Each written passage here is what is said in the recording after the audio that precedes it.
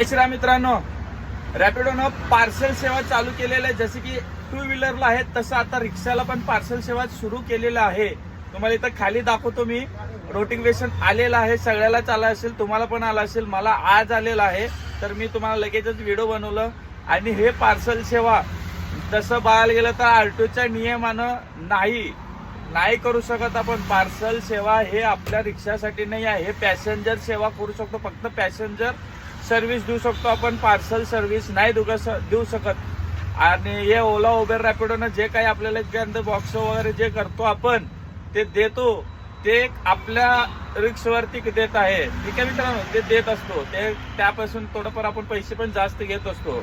आणि हे तर आता रॅपिडोनं याच्यावरून कळतं की त्याला आरटीओची भीती, काही कुठल्याच गोष्टीचा आरटीओची भीती नाही. कारण आपले परिवहन मंत्री सर नाईक तेच त्यांच्या सोबत आहेत, तर आपण ते कशाला घाबरेल कोणाला.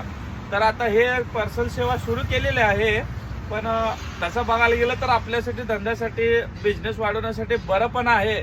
पण हे रेट कसा असणार आहे त्यावर आहे. आणि उद्या पुढे जाऊन आरटीओनं आपल्याला पकडू नये याच्यावरती मला याचा डाऊट वाटत आहे की उद्या आपण पार्सल वगैरे भरून घेऊन गेलं तर आपल्याला तर रिक्षाला अलाउड नसतो, आणि मग ते आपल्याला फाईन पण मारू शकतो. यावरती रॅपिडो काय तोडगा काढू शकतो का, तो हात वर करू शकतो, याच्यावरती सर्वात मोठा प्रश्न आहे.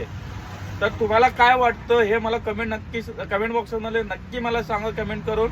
हा व्हिडिओ जास्तीत जास्त शेअर करा आणि फॉलो करायला पण विसरू नका मित्रांनो. धन्यवाद.